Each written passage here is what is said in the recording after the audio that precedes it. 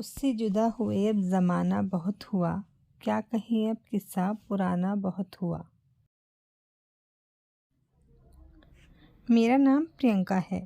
मैं अपनी फैमिली के साथ श्यामपुर नामक गांव में रहती हूँ। मेरे माँ बाप पढ़े लिखे हैं, इसीलिए वो मुझे भी बचपन से इंग्लिश मीडियम में पढ़ाना चाहते थे और उन्होंने वैसा ही किया। मेरा एडमिशन इंग्लिश मीडियम स्कूल में हुआ, जो कि सीबीएसई था। वहाँ पर लड़का और लड़की साथ में पढ़ते थे। अपनी क्लास में मैं बहुत सीधी थी, ना मुझे ज़्यादा बातचीत करना पसंद था और ना किसी की मजाक बनाना। अक्सर शांत रहती। टीचर भी मेरी अक्सर पेरेंट्स टीचर मीटिंग में तारीफ़ करते। मैं क्लास 4th से उस स्कूल में पढ़ रही थी। जब मैं क्लास 8th में आई, उस लड़के का एडमिशन हुआ। उसका नाम माही था।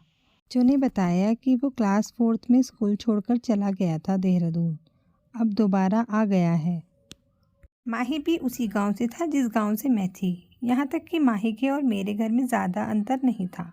उसका घर मेरे घर से एक गली छोड़ के ही था। शुरुआत में सब कुछ नॉर्मल था, कुछ भी अजीब नहीं था। मैं उससे बात करती थी, वो मुझसे बात करता था। कुछ दिनों के बाद ट्यूशन में मैं पढ़ती थी, वहाँ पर मुझे माही नज़र आया। वो भी अपने ट्यूशन में एडमिशन के लिए आया था।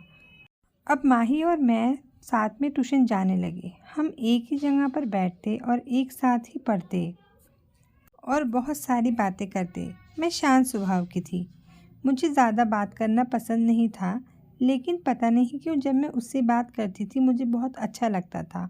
वो भी मेरी तरह कम बोलता था, लेकिन उसकी मुस्कान मुझे पसंद आ गई थी।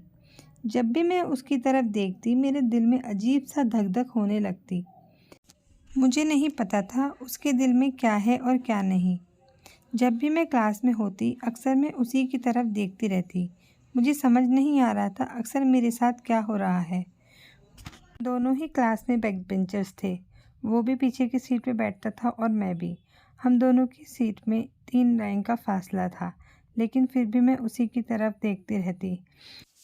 वो भी मुझे अक्सर देखकर मुस्कुराता, लेकिन मुझ में ऐसी हिम्मत नहीं थी कि मैं उसे आकर अपने दिल की बात कह सकूं। अक्सर वो मुझसे अपना होमवर्क करने के लिए कहता और मैं खुशी खुशी उसका सारा काम कर देती।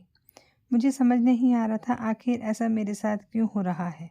शायद वो बचपन था या मोहब्बत।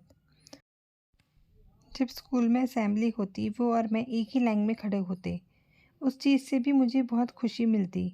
मैं सभी बच्चों को शक होने लगा था। अक्सर वो मुझे छेड़ते रहते, वो उसको भी छेड़ते, लेकिन मुझे नहीं लगता कि उसे कोई फ़र्क पड़ता था। लेकिन मुझे जब भी कोई इस तरह से बात पूछता, मेरे दिल में धक धक होने लगती। शायद वो मेरा पहला प्यार था। मुझे उसे देखना, उससे बात करना, उसके बारे में सोचना और उसे महसूस करना बहुत अच्छा लगने लगा था। एक अजीब सी खुशी थी जो मैं उससे ज़ाहिर नहीं कर पा रही थी। हम साथ में ट्यूशन जाते, साथ में स्कूल जाते।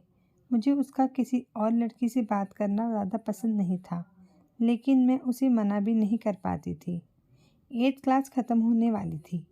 मुझे पता नहीं था कि मेरी ज़िंदगी में ऐसा बवाल आएगा। शायद हमारी किस्मत में एक होना नहीं लिखा था। अभी तो मैं उसे अपने दिल का हाल नहीं बयां कर पाई थी कि वो चला गया, मुझे अकेला छोड़कर। 8th क्लास कंप्लीट करने के बाद उसकी फैमिली का ट्रांसफ़र हो गया और वो वापस देहरादून शिफ्ट हो गए। मेरा क्लास में दिल नहीं लगता था, मेरा पढ़ाई में भी दिल नहीं लगता था। मैं अक्सर उसके बारे में सोचती रहती। मेरे दोस्त भी मुझे पूछते कि मैं इतनी खोई खोई क्यों रहती हूँ। यहाँ तक कि उसकी यादों ने मुझे शायरी लिखने की आदत सी हो गई थी। मैं अक्सर उसके बारे में सोचती रहती। मैं उसकी यादों को मिटाने की कोशिश कर रही थी, लेकिन मुझसे ये नहीं हो पा रहा था। इसी तरीके से 2 साल बीत गए। एक दिन अचानक से मुझे फ़ेसबुक पर उसकी आईडी मिली। मैं ज़्यादा फ़ेसबुक नहीं चलाती थी, तभी मैंने फ़ेसबुक चलानी शुरू की थी। शुरू में मुझे यकीन नहीं हुआ कि ये वही है जिसे मैं इतने सालों से ढूंढ रही हूँ, इसका मैं इंतज़ार कर रही हूँ और वो मुझे इस तरह मिलेगा। शुरू में लगा शायद मेरा कोई दोस्त मेरे साथ मजाक कर रहा है, लेकिन जब मैं अच्छे से उसकी जांच पड़ताल की तब मुझे यकीन हो गया कि ये वही है। शुरू में मैं बात करती हुई हिचकिचा रही थी। मैंने उससे उसके बारे में जाना, वो कहाँ है, कैसा है, उसके दिल में मेरे लिए क्या है और क्या नहीं। मैं उससे अपने दिल का हाल बयां करना चाहती थी, लेकिन मुझ में इतनी हिम्मत नहीं हो रही थी अभी भी। वो भी सोशल मीडिया पर ज़्यादा एक्टिव नहीं था। धीरे धीरे हम बातचीत करने लगे, एक दूसरे को जानने लगे। उसके दिल में भी मेरे लिए कुछ था, तभी वो मुझसे इतना बातें कर रहा था। हमारे बीच की बातचीत बढ़ती चली गई और हमारा प्यार बहुत आगे पहुंच चुका था। हम एक दूसरे के साथ ज़िंदगी बिताने का वादा कर चुके थे, लेकिन शायद किस्मत को ये मंजूर नहीं था। मेरी दोस्त नहीं जानती थी कि मैं इस तरह से उसके प्यार में डूबी हुई हूँ और वो भी मेरे प्यार में डूबा हुआ है। जब उसको खबर हुई मेरी दोस्त को वो पसंद नहीं था। उसने कहा वो लड़का ठीक नहीं है, लेकिन मैं किसी पर भरोसा नहीं करना चाहती थी। मैं हमारे रिश्ते को लेकर बहुत लॉयल थी। अब मैं सोच रखा था कि मैं शादी उसी से करूँगी।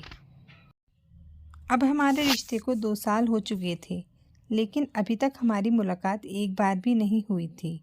हम सिर्फ फ़ोन पर बात करते, हम एक दूसरे को अच्छी तरह जान चुके थे, लेकिन अब मुलाकात का वक्त था। उसने मुझे एक दिन बताया कि वो शामपुर आ रहा है कुछ टाइम के लिए। मैं बहुत खुश थी, वो भी खुश था। हम दोनों मिलने वाले थे। 2 बजे का वक्त था। मैं उससे मिलने के लिए अपने घर से निकली।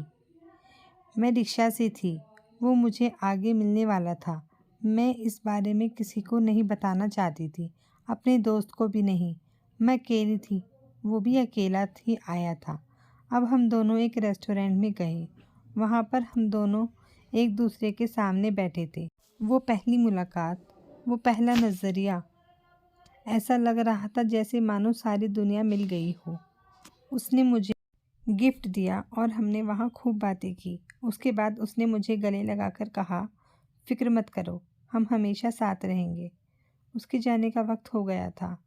वो जब भी शामपुर आता, हम एक दूसरे को छत पर देखते और खुश हो जाते। कई बार उसने मुझे सरप्राइज़ दिया और वह अचानक से आया। उसने मुझे कहा कि छत पर आ जाओ। जब मैंने उसको देखा, मेरा दिल ज़ोरों से धड़कने लगा। आखिर कितनी खूबसूरत मोहब्बत थी, कितनी खूबसूरत लम्हा था जो हमने साथ में गुजारा था। कई बार हम पार्क में बैठे और बातचीत करते। अब मैं अपनी ग्रेजुएशन भी कंप्लीट कर चुकी थी। मेरी फैमिली मेरी शादी कराना चाहती थी। मैंने उसको कहा कि वो मेरे घर रिश्ता भेजे, लेकिन यहाँ पर मसला ख़राब हो गया। उससे पहले उसका एक बड़ा भाई भी था, जिसकी शादी उससे पहले होनी थी। उसकी फैमिली चाहती थी पहले उसके बड़े भाई की शादी हो, जो कि नहीं हो पा रही थी। कई बार कहने पर भी उसके घर वालों ने रिश्ता नहीं भेजा। मैं इस बात से बहुत दुखी थी। मैंने अपने माँ बाप को कभी दुखी नहीं देखा था, क्योंकि उन्होंने मेरे लिए इतना कुछ किया था। मैंने अपने माँ बाप के लिए अपने प्यार की कुर्बानी दे दी। मैंने छोड़ दिया उसको, ये कहकर कि मैं अपने माँ बाप को उसके लिए नहीं छोड़ सकती। उसने मुझसे बहुत से वादे किए थे, जो कि शायद वो नहीं निभा पाया। मैंने उसे एक ख़त लिखा, जिसमें मैंने साफ साफ लिखा कि अगर तुम्हें रिश्ता नहीं भेजना तो मैं तुमसे शादी नहीं करूँगी। मैं तुम्हारे लिए अपने माँ बाप का दिल नहीं तोड़ सकती। उसने मुझसे दोबारा मिलने की कोशिश नहीं की और मैंने भी उससे दोबारा मिलने की कोशिश नहीं की। अब मेरी शादी हो चुकी है, मेरे बच्चे भी हो चुके हैं। मैं अपनी फैमिली के साथ खुश हूँ, लेकिन अक्सर मुझे उसकी याद आ जाती है। यहाँ तक कि जब मैं शामपुर जाती हूँ, वो मुझे अक्सर नज़र आता है। जब नज़र नहीं आता, मेरी नज़र अक्सर उसे ढूंढती रहती है कि शायद कहीं वो मुझे नज़र आ जाए। और जब वो मुझे नज़र आ जाता है, मुझे अपने पुराना वक्त सब कुछ याद आ जाता है। शायद वो मेरा पहला प्यार था, जो कि अधूरा रह गया। आज भी मैं अपने हस्बैंड के साथ खुश हूँ, लेकिन फिर भी मुझे ऐसा लगता है कि वो आज भी मेरा इंतज़ार कर रहा है।